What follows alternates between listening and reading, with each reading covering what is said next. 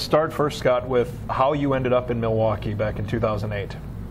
Well, I was pretty fortunate. I think the year prior, I'd played with the Bridgeport Sound Tigers for much of the season, and their coach, Pat Bingham, was an assistant with Lane Lambert at one point out there, and you know, he had nothing but praise and good things to say for me, and gave me a good connection. And just after speaking with Lane a lot throughout the summer, you know, it kind of everything fell into place. You know, it seemed like it was an organization and an opportunity where, you know, my hard work and my style of play, I would be able to fit in and be able to step in and be successful as a player and as a person here in the community. And you had to work hard specifically at that point in your career to get back, because you, coming out of college at Brown, you had the NHL deal right off the bat, but then it unfortunately, due to an injury, it was gone. Yeah, no, that's definitely the case. You know, it's a crazy game. There's ups and downs and adversity, and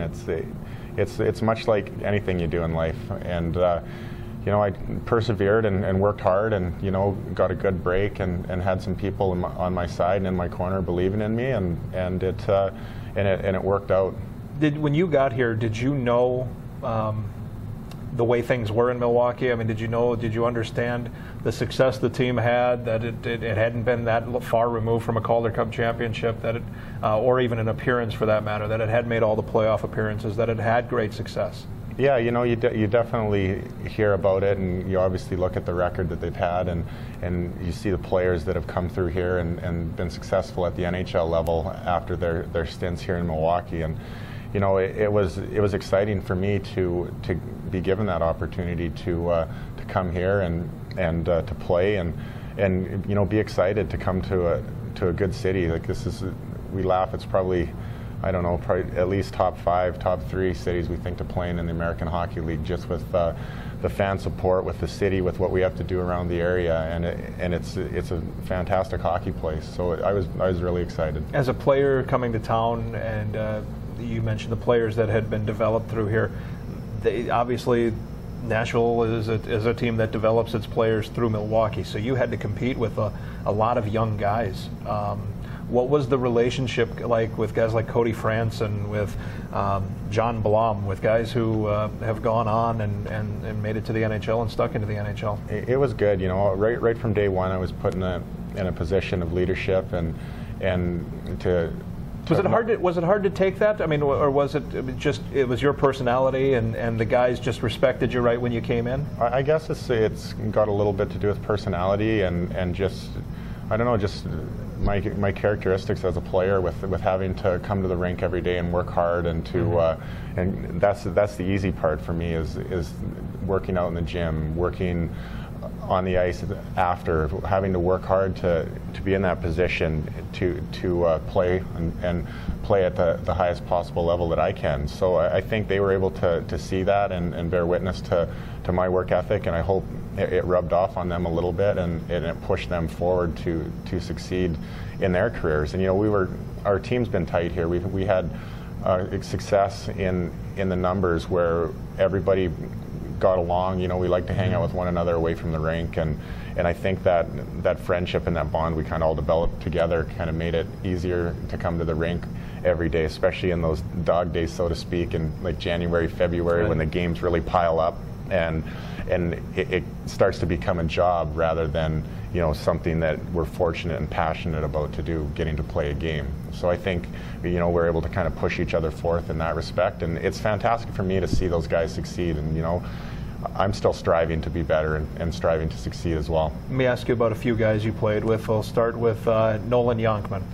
Yeah, Yonk's still a great friend of mine. We both were back in Milwaukee for much of the summer, and you know, we get to hang out and get down to the beach and have a lot of fun together. You know, we laugh, he's the mayor of Milwaukee, we say, and what does that make you? They call me the sheriff, the sheriff of Milwaukee. So which is great. You know, we have a lot of great people around the community, not only in the organization but outside, whether it be local restaurants and different establishments, whether it be other venues in the city where, you know, we can outreach and and get support from various different entities, and it's made it fun to be in the city, and we make it our home for much of the summer as well now. I was going to say, and it's a little different for the younger guys that are doing this. We've talked to so many from the late 70s and through the 80s and even to the early to mid 90s that did make this their home. But most of you guys, you come in here when you're in Milwaukee, you're single, you've got other things going on, you all have different goals.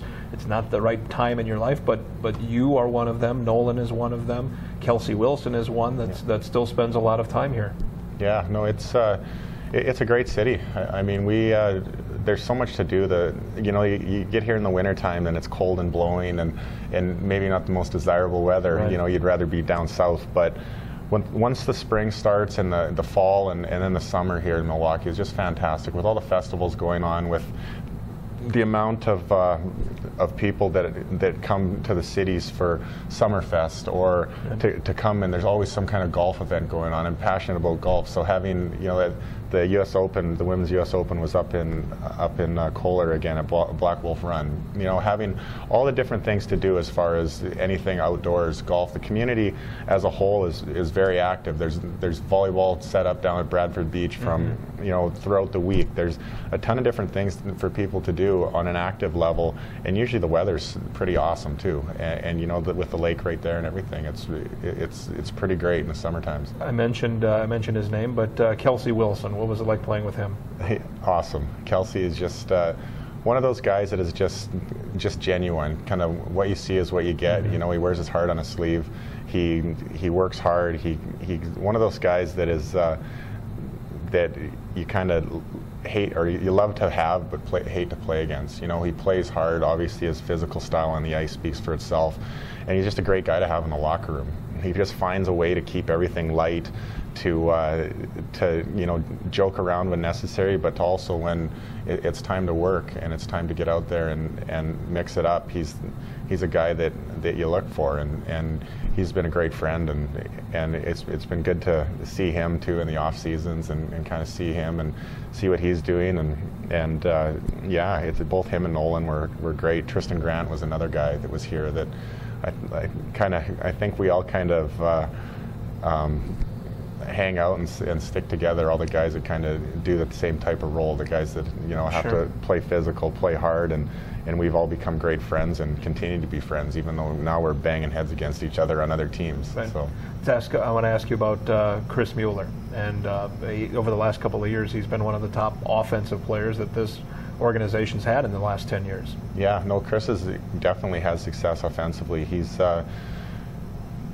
worked hard too. He's came up. I think a lot of us that were successful here were guys that understood the aspect of hard work. Guys that we've spent time in the ECHL. We've spent time like having to work hard from there to get up to the American Hockey League, and then to even get an opportunity in the National League. And he's a guy that was very instrumental in our success, in the fact that he did score timely goals. He was offensive. We had guys go down, like Puustinen last year was a big loss for us. We had guys, a young core group of forwards that look to some players like him to have to produce for us, and he did a great job. And if he has another great start to the season, who knows? Maybe he'll be in the National League sooner than later again. A guy who set every record for the most part outside of the length of time he was here. Mark Dakonich. Yeah. What was it like playing in front of him? Good. It was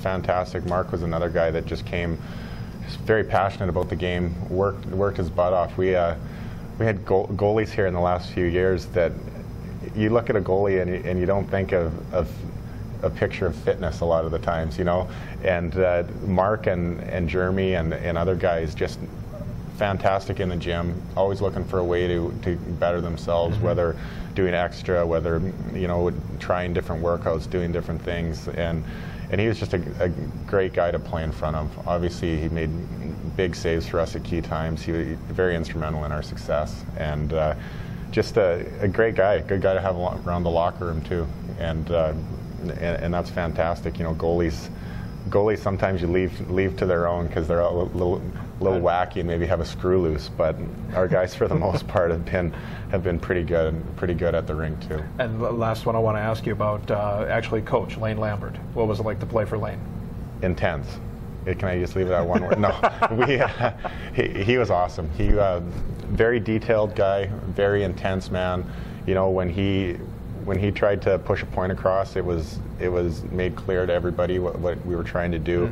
Just his work ethic and discipline, you know, at the rink, and detailed-oriented nature of him in practice every day. You know, we didn't just come to the rink and go out there and float around and get the legs loosened up. Every day we came here, we had a goal that we tried to achieve to get better every day, and you know, that being said, we did have a lot of fun, and he knew when to give us time. I think back in his playing days, and he knew when to put the foot on the gas and really push us, you know, sometimes almost to the brink, but he also knew when to give us time, and he was very understanding in that respect. I think being a former player, you know, when we needed days off, very lenient with days off, very understanding, you know, with travel. Just a good guy, and you know what, he deserves the successes he's having at the next level. You know.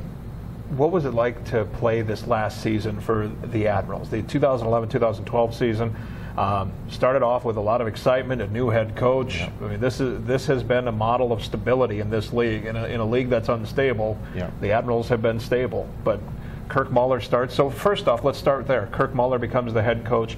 What were you thinking at the time, and what was it like to play for him for a brief moment?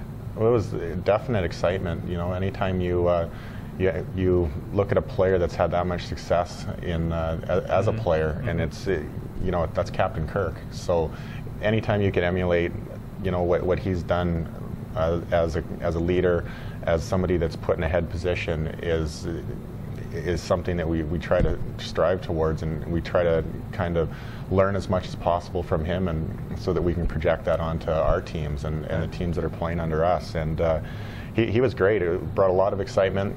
You know, he was learning too as a head coach, so it was guys like myself and Chris and older guys on the team that kind of he leaned on us too at the start of the year to kind of get a pulse of what's happening in Milwaukee, how you know, things work as far as our team and our travel, and what kind of pushes us to be successful, because ultimately he wanted us to succeed and to move forth to the National Hockey League. And you know, he was great at the start of the year, and obviously he had an opportunity to move up, and you know, he took it. You know, we can't. Was it hard for a lot of guys to stomach? Everybody's in the same boat. Obviously. No, it is. I think there's mixed things, just like when anything happens. I mean, I think a lot of guys were excited because it kind of puts forth that, hey, you know what, he's getting to move. He's our coach, and he's getting to move to the next level. You know, as players, that's what we're trying to do, and we're trying to succeed and move up to the next level as well.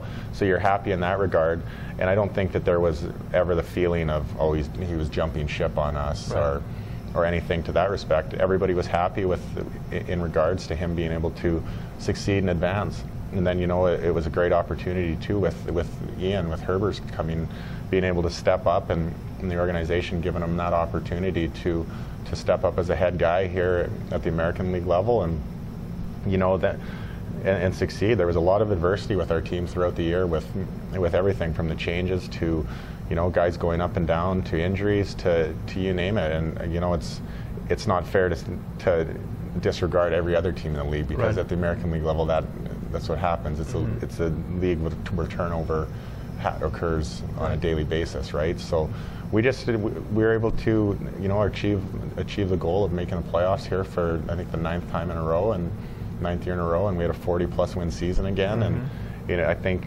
what was so great about it is the way we finished. You know, we had a time there after Christmas where we had a bad month in either January or February, where it was like the dog days around here, where we won very few games. We just didn't feel like we could get over the hump, and we thought we played ourselves out of the playoffs. And then that last stretch we had, that last 20 games or so, where we just went on a roll and ended up getting in the playoffs. The last game of the regular season was something that we were really proud of. Your career is moving on with a different organization.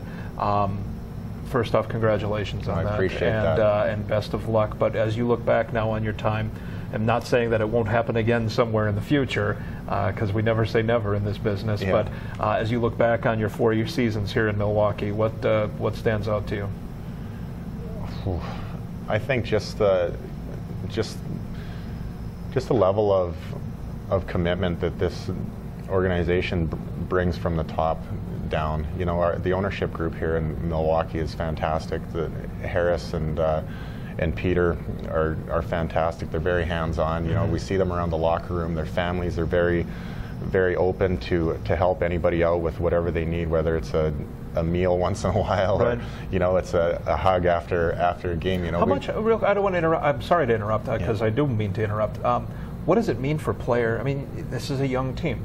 You see a young owner bringing his young family around. Does that mean anything to the guys in the locker room? Does that say anything? I think so. You know, I think it's really cool in the fact that, you know, like Brandon and Gabby, Harris's children, both play hockey, and they love the game as well. And you know, players get out to their practices and get out to different things. And now you have a young owner that's, you know, he's kind of our Mark Cuban type. He's right there. He's at every game. He wears the jersey. He's excited to be an owner, and he gives so much to us as players and an organization. That's I think the biggest memories and really the pluses of being here. It's just the amount of stuff that we get to do in the community and get to do through them is fantastic. And you know, the players see their children here in the locker room, and you know, it's inspiring. You know, you have young kids that are looking up to you, and that are inspired to play and are inspired to succeed. And whether it's going to be at a hockey level or at they use it as a platform for school or to further their education, they're still looking at players and looking at young people working hard to hone a craft they're doing, and seeing how much, in a first-hand basis, how much we really have to put in.